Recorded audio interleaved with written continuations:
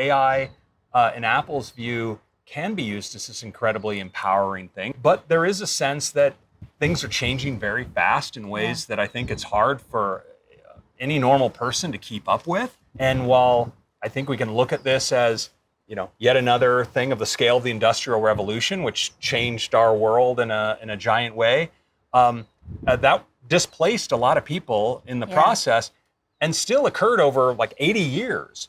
And now this is happening in a compressed time frame. And so I think it's fair for people to say, wow, I'm not quite certain what this is going to mean for me.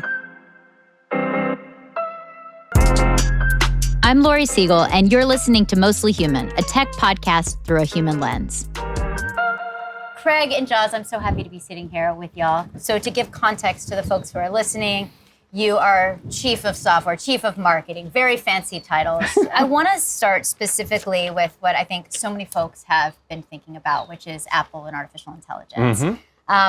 When I was watching you, Craig, on stage, there was one line I wrote down that you said that I thought was really interesting, because there's been so much anticipation about Apple and AI. And you said that some developers seem to be racing to develop AI for the sake of AI, without thinking of people. And then you said truly helpful AI must be centered around you. So I thought maybe starting the conversation with what does AI centered around me actually mean? What does that look like? Well, I think that's central to who Apple always is around everything we do. I mean, if you think going back to the beginnings of this company, there were these nascent technology in the form of microprocessors, and our founders said, how can we make something useful out of this, useful to people? And then you look at graphical user interfaces and mobility with iPhone, and all of this is where there's all this technological possibility out there.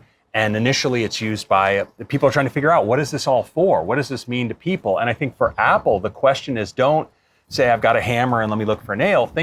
Start with the person and their experience and how you could make their lives better, and then look for the things that could enable that and build useful experiences out of that. And that's what, for us, AI is another one of those capabilities that fulfills all of these things that we've wanted to do for so long in designing these experiences, but where that ability for the system, the machine, to really understand you and what you were trying to accomplish was only so capable. And now there's this leap in capability. And so now it can connect with things that we think we've always wanted our phone and our iPads and our Macs to do for us. And we know that our customers feel the same way. And now we're trying to bring that to them. But that's where it starts. It starts at what's something that matters to you that would make your day a little bit better, let you feel a little bit more empowered. And if we can bring this technology to bear on that problem, that's a wonderful role for Apple to play. I cover all sorts of different AI companies and what they're trying to do and what their mission is. And over the last years, it's been fascinating because, you're talking to folks like who say they want to cure loneliness with AI. And as I was sitting there listening to what y'all were announcing on stage, and just to give a little bit of the things that I were like, oh, I would use this, or oh, okay, I would probably use this. Point your iPhone at the bill, be able to split the bill. Tab organization, like Tabaholic. I like in front of y'all. I have so many tabs open right now, it stresses me out. The Notes app, I have like very disorganized notes. I took a lot when you were speaking, but now you're able to use Siri, right-click it, and the next thing you know, it can organize it and send an email. You can have it scan and look at text messages and get a podcast in that way. Spatial reframing. I mean, I'm not going to announce all the things that you announced. You're doing great. Back at you. We don't need to do an announce off. We're good. But my point in all of this is, like, when I think about this anticipation about what Apple's going to announce, and don't get mad at me for saying this, okay? It's not sexy. It is to the developers. It's not like sexy, like you're going to cure loneliness or like cancer, but it's utility to some degree. Usefulness, and usefulness. So is that the point of it? I think that utility is at the foundation of human creativity and ultimately time for connection, right? I mean, I think the unlock around all of this is that you get to live the rest of your life and you get to feel really empowered doing it. I guess that's where the sexy part comes in, right? I don't think the sexy part actually belongs in the computer. It belongs in your life. And so that's our focus. I mean, the idea of AI as a solution for loneliness. I mean, loneliness is about a lack of connection to real people, real humans. We do think it should be real people. And we think we're 100% So just on to team confirm, human there are on no this. AI girlfriends or boyfriends being created with the updated Siri AI? No, Okay. no, quite the opposite. Because Yeah. as you may know, if you use many of the existing chatbots, they're really focused on engagement to a large degree. Like they and sycophancy, right? They kind of want to pull you in. They might encourage you to reveal things about yourself and then use that as a basis to establish a connection. And we view it quite the opposite. I mean, the way that we have designed Siri really wants to say, listen, that's not what I'm here for, right? I'm here to help you. I can help you get things done. I can help you learn about the world. But if you try to engage Siri as a romantic partner, Siri's not up for that. Into it. Yeah, Siri is 100% not into that. Fine. Yeah. That's Jaws. I saw something that you said in an interview about how you almost like sometimes, and if I slaughter it, you'll tell me. Yeah. But you don't want people to even know sometimes it's AI, or you like it's it one of when my favorites. when they don't realize it's AI, it kind of disappears. So Yeah. can you paint the picture of what that looks like? Well, like Craig said, that goes back a lot to our roots. We like when technology disappears, right? You just focus on what you want to do, or you focus on the content. And it's the same thing with AI. Craig said it and you referenced it. We don't do AI for AI's sake. Hey, look at us, we're doing AI. It's how does AI make everything better? And that makes our products better, our features better. And I love it when AI actually made that feature better. You didn't have to know you were an AI. Right. We don't want our users to have to be prompt experts, right? To get value out of what we're doing in our features. We want to meet them where they're at, have the products and features become better. And this is just a really helpful technology in making those features and products better. Yeah, you mentioned a few of our features, and thank you again for doing that. But if you think about something as simple as you receive a text message, people are talking about dinner, someone says, how about this weekend? Let's get together at 6. And we just drop a little button into the chat transcript that says, add to calendar, right? Now, it turned out there had to be a bunch of AI to understand that you were talking about an event. And then when you hit add to calendar, it figures out, reading that conversation, it understands, oh, here's where it is, here's when it is, here's who it's with. And so up comes a little sheet with a filled out calendar event. Well, to you, that's just, oh, of course, right? As a human, that seems like the most natural thing in the world. Well, that was a bunch of AI trying to understand something, but you didn't have to think about, I'm interacting with AI. You just thought, oh, add to calendar, good. Hooray, move on, tedium eliminated. So much of what y'all are talking about with the updated Siri comes down to it understands your personal context. Mm-hmm. Can you explain what that means to folks who might not understand? Yeah, it can be everything from understanding, who your child is, who your parent is. You'll often want to refer in really natural terms to send this to mom, or where's my kid, and understands who those people are, so it can solve the problem for you in the most natural way. It's also about where are you in the moment. I use Siri now where I'm looking at some information about a show. I see an actor and I wonder, where did they grow up? I just literally type, where did they grow up? And it knows what I'm looking at that moment. I'm not typing their name or doing a bunch, and it can draw from the context of exactly what, as if Siri is there with me, understands what I understand, and can take the next step with me. Right. What I love about that too is, to make it clear, we don't know that. Yeah, good point. Your device, your iPhone or your Mac or iPad, and by the way, it works across all of them, it knows this, right, through this incredibly private by design mechanism that does not send this all to something that we become profiling you and creating a monetization opportunity out of you. No, this is very private information that stays on your device. Yeah, and that's so critical because I think it is a challenging thing for a lot of people to understand the distinction between what your iPhone knows and what, say, Apple as a company knows. Your iPhone is yours, right? Your data is yours, and it stays on your phone in your control, and Siri is using it for you. Apple doesn't get to know any of this stuff, and that is very different than I think very different. most players in this space, and I think super important. I would love to I definitely want to get into privacy. I'd love to get into design decisions. Yeah. It's so interesting. You walk around Apple Park. It's very just for our listeners and viewers, it's very tranquil here. Yes.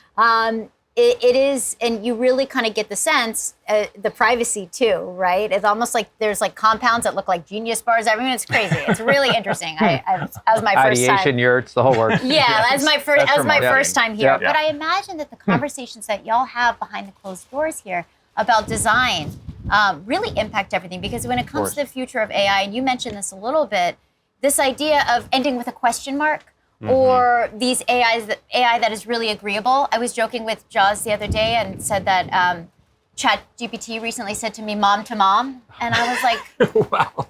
"LLM, you're not a mom," you know. But and I'm sure that was some kind of error. Yeah. But these design decisions, the decisions you make behind closed doors here at Apple Park, can impact all of our lives. So can you take us? Before Craig gives you a meeting answer, let me tell you one of my favorite moments yesterday.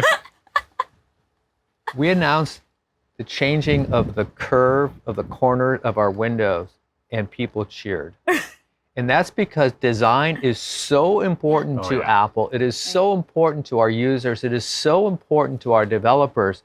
I couldn't imagine another company on the planet that would have a meeting like that and talk about a detail like that, which would get cheering from the crowd. That's how important it is to us and our community. So what you're bringing up is huge. Now let you go to the meeting answer. And to that point, design when it comes to AI can mean life and death. You know, I spoke to a mother who lost her son after he became addicted to a character AI chatbot. And so I'm curious about the conversations. If you could just take us to the rooms. I know y'all are very secret. Yeah.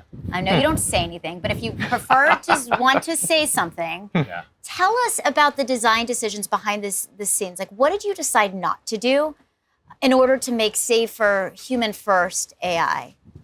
Well, I think Jaws touched on one part of design, which of course is attention to detail. That's a huge part of who Apple is, and we have customers who resonate with that to a degree that they hold us to the highest standard.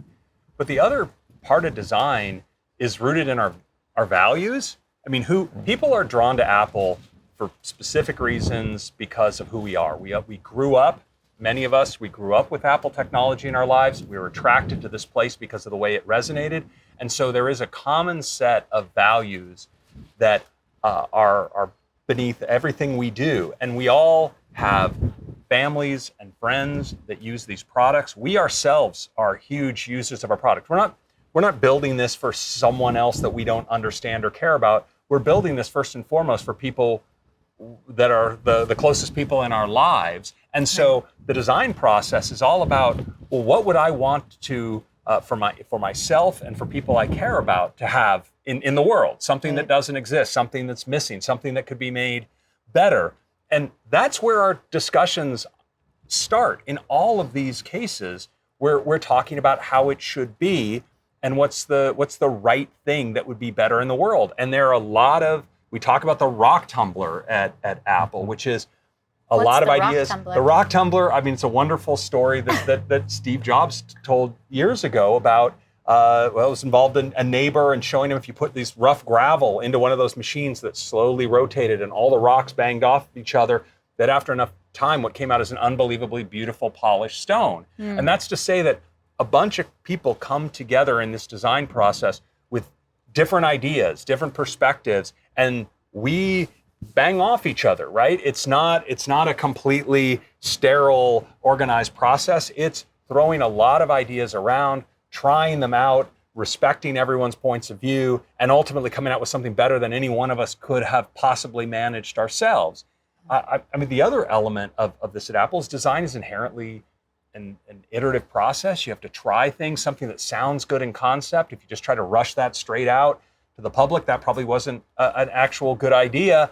You try it out and you realize what's good about it, what needs work on it. And so we all live on our products under development for a long time before the public ever sees them.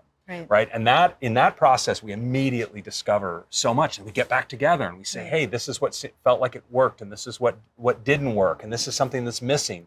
And so you talk about a meeting, but it's not just one meeting. It's many, many, many meetings. And I think you'd be surprised at the people that are in that room are most of the executive team at times. I mean, we pull together from an incredibly diverse set of talents from every level of the organization, because there's nothing more important than the substance of how our products work. And everyone at the company cares about it. And so we're all deeply involved. It's also worth building on one thing you said earlier. The motivations of Apple are different than some other companies. Craig mentioned it when how we give you an answer in Siri versus maybe how some other people do it. We're not motivated to keep you engaged and keep you on your device. We all are already addicted to our devices. But that is not what we're trying to do, because there's no benefit to us in that, right? Some people, their whole business model is about, I need to keep you in what you're in. I need to keep you in my app, my experience. That's how I make my money. That's not us. So we can truly be built around what is the user need, not how do we keep you engaged. And so that changes the way that the design works. To Craig's point, we can deliver a more concise answer. We don't have to try to encourage you to say, hey, now take it further, because that isn't the guy. We'll give you the answer. If you want to go further, you can, but we're not trying to drive you to go further. Right. Absolutely right. One of the things before we move on from AI, just in general, that I thought was so fascinating when you talk about meeting people with the problems they have is now with this update, we're going to get notifications. We've always gotten notifications from Apple that our passwords are leaked somewhere. Yeah. They need to be changed. But now what you guys are actually going to be able to do is go log in and change passwords. I wrote this question. My producer looked at it and she's like, wait, what? So I just, for the people, I need you to explain. You're going to make us safer. That's also terrifying. Like, how does that work? And it's super interesting, especially now that so much of our data has been leaked. So much of our data is out there now. Yeah. So for some time now, our passwords app, of course, could analyze what passwords you've used that you've recorded with the passwords app that it knows are weak password. If you have the password, welcome or password, we're going to say, hey, bad choice. But we also know if passwords were exposed in data leaks, data breaches, and we can flag for you, hey, this password is known to attackers, not necessarily known that you use that password, but they maintain a whole dictionary of all the passwords they've ever seen, and they use them to brute force attack accounts. And so if you're using one of those, that's an insecure password. So we've been great in pointing it out, but of course we all have better things to do than painstakingly go to every site, find the password change, and that's a frustrating process, and come up with a new password. But Safari's always known how, when you were in the password change field, to say, here's a more secure password. I could fill that into these fields, and I could save it for you as a replacement for your bad password. Well, now that we have the AI and this agentic technology that can actually operate a web page behind the scenes, it can go to the website for you in the background, sort of running a little version of Safari behind the scenes, go to that password change screen for you, enter your past password that you had in the password field, come up locally on your device. This isn't going to Apple, but with a password only known to your iPhone, put it in the field as the new password, save it off in the passwords app, and next time you go to the site, Safari's going to autofill that secure password for you, and no longer are you using that insecure password. It's super cool. Well, I do think, we hear so much from Apple about bringing humanity and that it's making things personal. And I think over in Silicon Valley, and it is beautiful here and on campus, and it really feels like you're living in the future to some degree. Mm-hmm. And then I sometimes step out and you see so many folks who have anxiety about artificial intelligence in jobs, who have the rise of sexually explicit deepfakes in high schools. This year, I don't know if y'all were commencement speakers this year, but good luck if you were, because you're getting booed for anything AI related. Yeah. What do you say to folks, as folks who kind of sit with a front row seat to the future, what do you say to folks who are worried about AI and its role in our lives as it's going? Yeah, I have kids of roughly that age, spanning those ages, and they're all deeply ambivalent about it. Yeah. And I think Americans are very deeply ambivalent about it in ways that, interestingly, people in China seem to be much less so. So it's an interesting phenomena right now. But I think it's with some good reason. I think that AI, in Apple's view, can be used as this incredibly empowering thing, as we talked about earlier. But there is a sense that, for one, things are changing very fast in ways that I think it's hard for any normal person to keep up with. There's uncertainty about where does this all lead. And while I think we can look at this as, yet another thing of the scale of the Industrial Revolution, which changed our world in a giant way, that displaced a lot of people in the process and still occurred over like 80 years. And now this is happening in a compressed time frame. And so I think it's fair for people to say, wow, I'm not quite certain what this is going to mean for me. And if you're a student and you're thinking, did I study the right thing? Is the job that I thought was the skill that I thought was going to be useful? Is that the one that's going to be useful now that AI is quickly learning all of these things? I think those are all reasonable thoughts to have.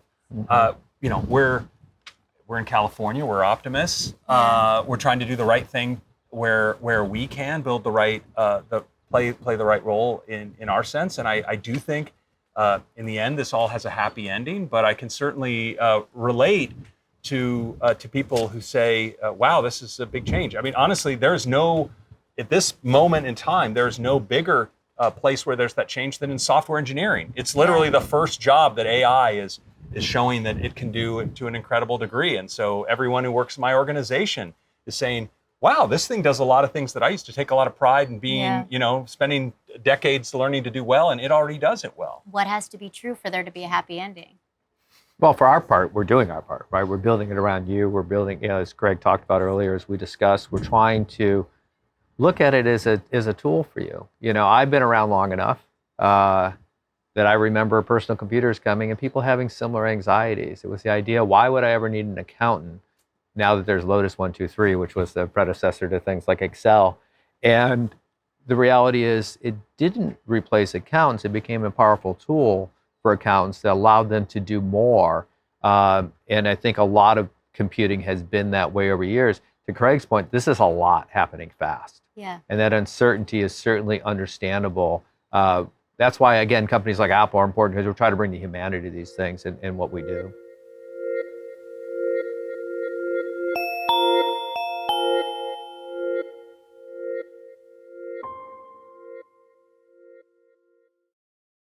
I want to talk a little bit about privacy. There was talk of rebuilding Siri from the ground up. And tell me, what does privacy look like in an AI age where we're told that the more data that we give and the more data that we share, the more personalized these systems are and the better they are? What does that look like from an Apple standpoint? Yeah, I think you can separate it into two big pieces. One is how these AI systems are trained in the first place, how these models are built. And years ago, to build a reasonable model for a given task, you needed a lot of information exactly targeting that task. And a lot of companies took the shortcut of saying the quickest way to do that is to gather data from real users, their own personal data, performing that task. On the good news side, these models are now so powerful that they've generalized to where they can take on new tasks with relatively little new information. And so I think it's far less necessary than it had been in the past. And Apple is always we wouldn't take the easy road. If we need data to train a new model, we're going to license it, or we're going to go create it ourselves. We're going to find a way to do it in a way that never involves using our customers' private information.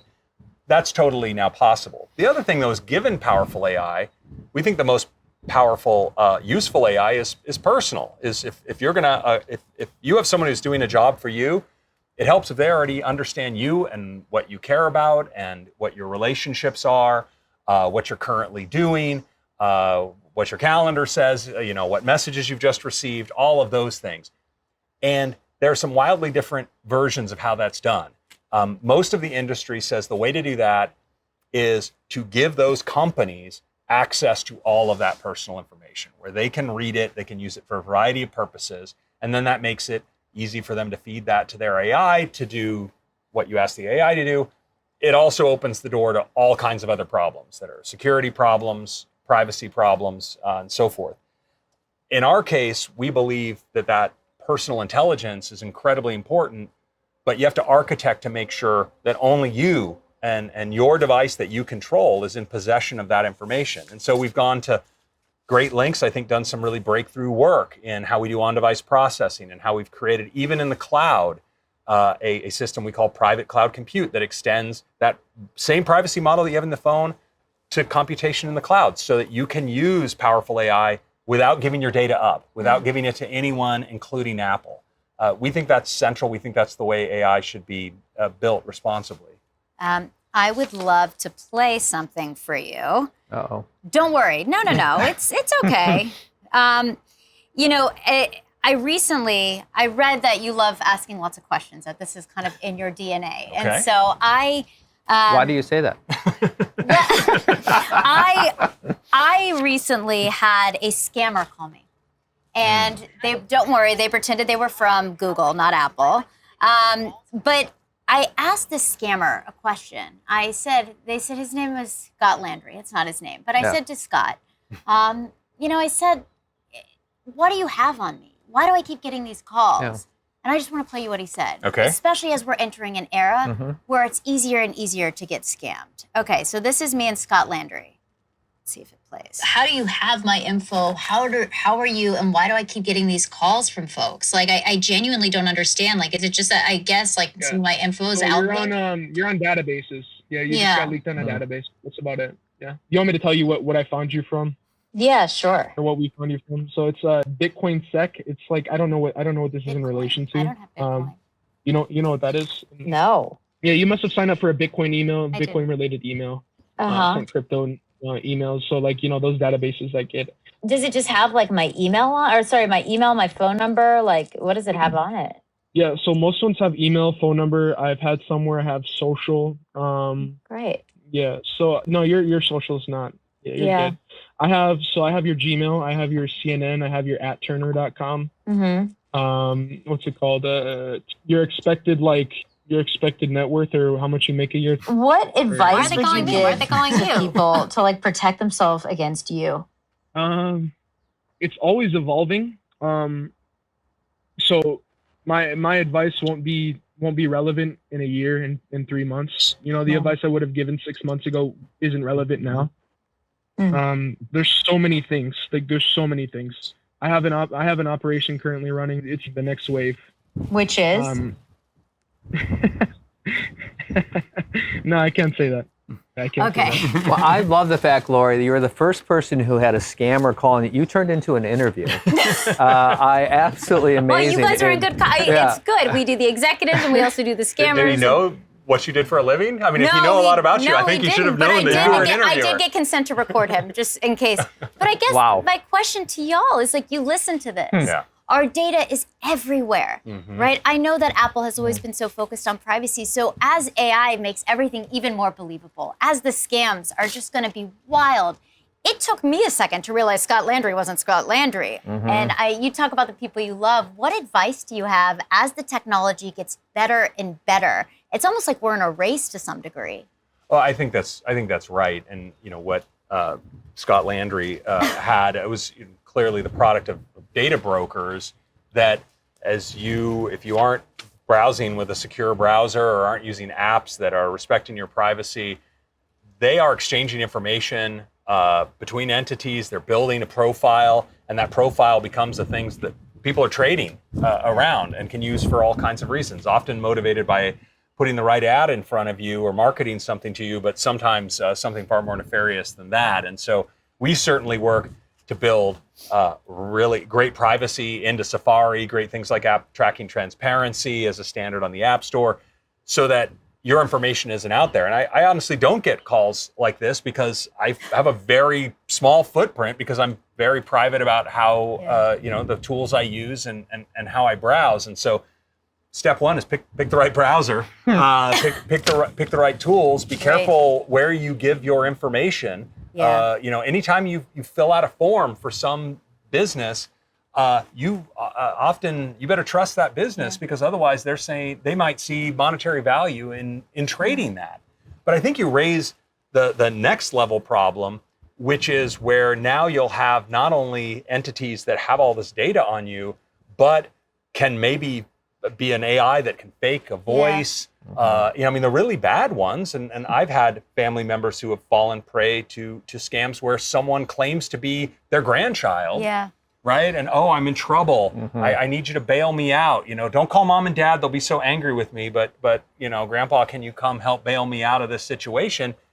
And when they're pulling on the heartstrings of someone, in that relationship, I think there's parts of our brain that maybe aren't, that should be vigilant for the scam, are instead thinking, oh my gosh, I've got a family member I care about. How can I go help them? And so I think, unfortunately, people like this are going to use every advanced technology they can to prey on people. And so learning your digital literacy and learning, it's sad to say, but learning a degree of skepticism toward any contact you are having with any entity that you didn't initiate is, if someone calls up and you weren't the one to call them, or someone sends you an email message and they aren't someone you already have contact with, I think you have to view that as, hey, potentially this person isn't who they say they are. Well, sad state of affairs. But I do love the fact, by the way, that we have worked so hard to try to protect people from this. I love the fact that you look at Safari on your Mac. It tells you how many trackers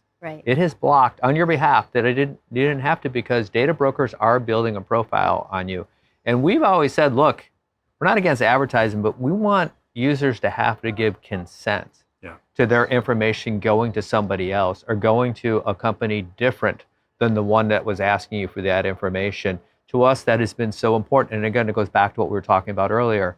We're not trying to build, Tim has said it, right? That if a product's free, it's maybe not free. You're the product, right? And selling the information they gain about you on a free product is how they monetize. That's not us. We want to try to protect you from that. And Craig is too humble to say it. He's been really the spiritual, and actual leader in making this happen on behalf of users.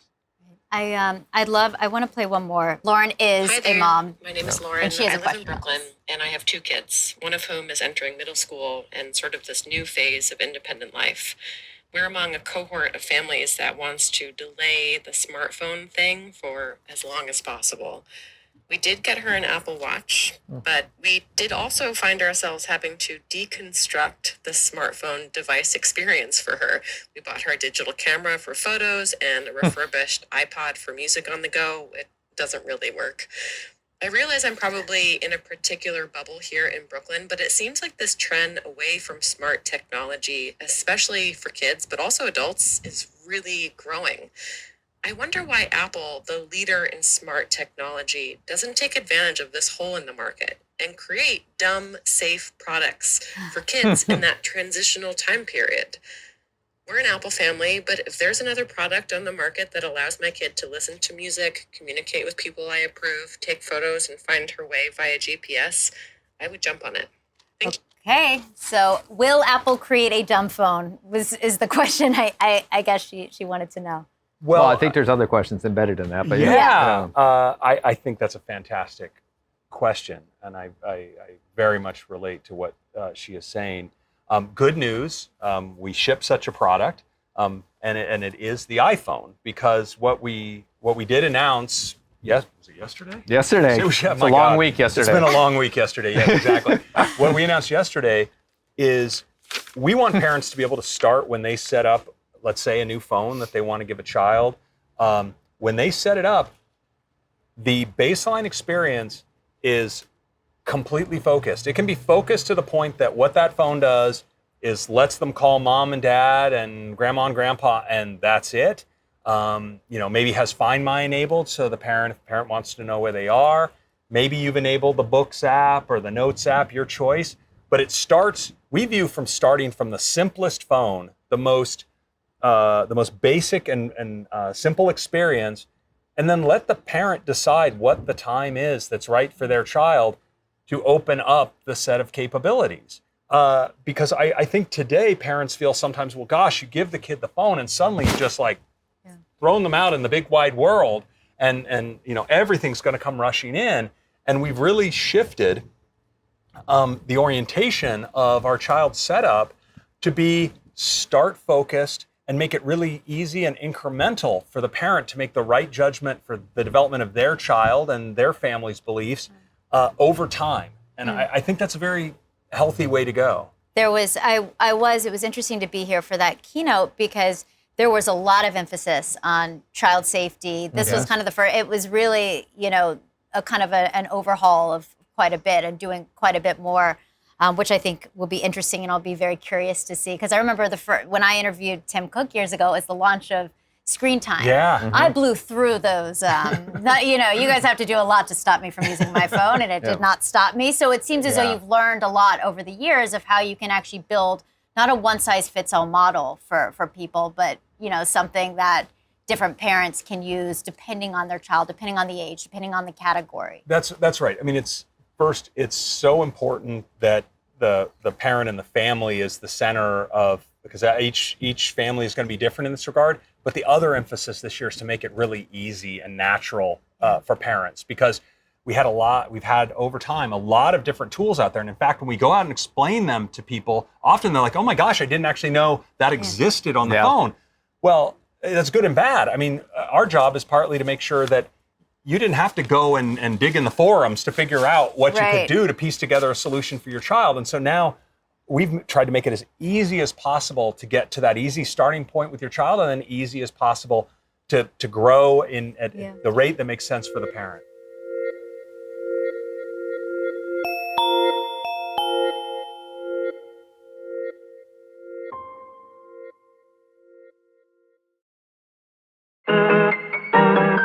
Okay, Jaws. So here's the thing. Yeah, Laurie. It's your 40th anniversary. Oh my God, you do your homework, don't you? That's pretty extraordinary. I mean, and I'm going to ask you an impossible question, but I hope that you can make it possible by answering this question. One of my favorite quotes is a Flannery O'Connor quote. A story is a way to say something that can't be said in any other way, and it takes every word of that story to say what the meaning is. It's really hard to extract a theme, is what Flannery O'Connor is saying. So, Jaws, I'm going to ask you, in honor of your 40th anniversary at Apple, I would love for you to try to extract a theme from your story here. Wow. Look, I went to Michigan. I know you went to Michigan. I hired right out of college. We don't look back a lot. It's just not the Apple way. We don't spend a lot of time being nostalgic. That was something that Steve had kind of, I thought taught all of us, is that this industry we're in is a forward-looking industry, not a backward-looking one. But we recently celebrated the 50th anniversary of Apple, a rare time of looking back. I'm celebrating my 40th, so a rare time of looking back. It's weird to feel nostalgic, quite honestly, but my biggest thing is just that Apple has always been, as Craig talked about, making complex things simple, making it personal. And that comes because we have just incredibly amazing people that I just feel incredibly appreciative of, the people that we work with, because we share this common thought about doing that. It's just amazing how much we jibe together, right? It's you've probably heard me say it's not about being right, it's about doing the right thing. So that rock tumbler mentality only works if you're willing to change your mind, right? It only works if you're willing to engage and say that we're willing to listen to each other, and then say, okay, yeah, that way is better than any one of us thought. Let's go do it. And I just feel like I couldn't imagine having spent my career anywhere else. Well, clearly I couldn't imagine it, because here I am. But I couldn't imagine it, because this is just such an incredibly special place that does such incredibly special things for the world. And I just feel incredibly blessed to be here. And it's the people. It's the people I work with. It's Craig. It's Turnus. It's Johnny. It's the Tim. It's the people that we engage with every day that have this idea of, let's create the best possible products, the best possible experience in the world.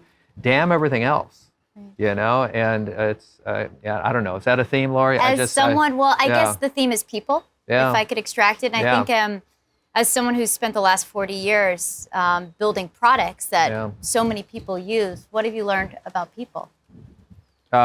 You better have the idea that it is about the product. When Apple was failing, I do tell people, look, I joined in '86, but what happened before '97 kind of doesn't count. right? Because 97 is when Steve came back, and the company was literally on the brink of bankruptcy.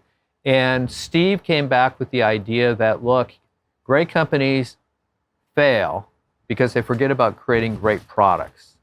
And we are going to make everything we do about the product. And if we create great products and if we can tell people why we think they're great and be a good job of both of those, everything else will work out.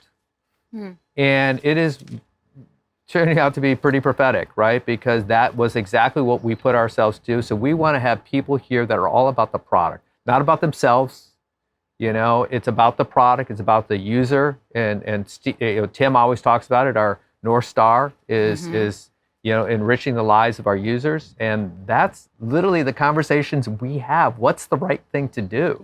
What's the right thing to do for the user? And man, that's pretty cool. I didn't want to bring this up, but I'm going to. So the year, I don't know the year, you're 10 years old. Your mom signs you up for computer class. Oh, wow. Yeah. And now it feels awkward to say this, but apparently you, Craig, leader of Apple, believed that computers were for posers. This is true. Don't think I don't do my research. Yeah. I go deep. You know things about Craig. I don't. I go deep. So take me to 10-year-old Craig. I know you wanted to be Dr. J, who This is true too. who was your idol. Wow, go on, Laurie. I'm learning a lot. No. Heavy metal, right? Yes, Yep. yes. I've got a Long hair. picture of Okay. Craig with very long hair, by the way. What Really? was it about computers that you fell in love with, since you were so skeptical? It was honestly, it was a crazy moment. There was an after-school class, and my mom heard about it. She's like, "Oh, you should take the computer class." And I literally thought, like, "Oh, the kids are doing that. They just want to look cool, you know." And I mean, I don't know. It turned out to be very different. Only in California could you be trying to look cool by being a nerd. So they filled the library at my elementary school had a dozen Apple IIs, and we filed in there, and they started typing on this thing, and there was this moment. I mean, I still remember the program that we wrote, which was like, print. How old are you? Input A. And like, in 10 years, you will be A plus 10. I ran that thing and my head exploded. Like every neuron was like, oh my God, the possibilities. My mom could not. What about 20? Can I do 20? Can I do 20? Yeah. I thought the possibilities are limitless. Any number. You can put any number in here. It just blew me away. And I couldn't stop thinking about it. I couldn't stop talking about it. I started doing all these chores and weeding and house like vacuuming and all this to earn like another couple bucks, so eventually I could buy my own computer. And I honestly just never looked back. I don't know what was wrong with me that made that be the one little piece that just made the world make sense. Yeah. But it really did. And if I reflect on it, I think you live in this world of like miraculous things of cars and airplanes and objects, and you wonder how they're all built. And I think I felt when I first programmed a computer that I could make something happen, that I could build something, right. that was suddenly within reach, and that it was kind of like the more I learned, the more I could do, and it was interactive. There was that sense of immediate kind of feedback loop of gratification, and once I got on that in that loop. It never let me go, and I feel unbelievably blessed for it. I mean, how could you not? Growing up in California, happen to be just down the road, from all of this happening, and getting just exposed at the right moment and falling in love with it. By the way, I will tell you, I know that Craig is a good friend, and even though he's the chief of all the software engineering here, as you said, he still loves the code. He I was going to ask you, what happens now that AI is coding everything? Yeah. What happened to your hobby? Yeah, I mean, it's been my habit on vacation, often over Thanksgiving or Christmas or so forth. Those are coding vacations. Yeah. That's where I get to go build these hobby projects. And over the last decade, I've been doing it the old-fashioned way. Using often after WWDC, we announce a whole bunch of APIs and new language features, and so I go kick the tires on all of those and have a lot of fun.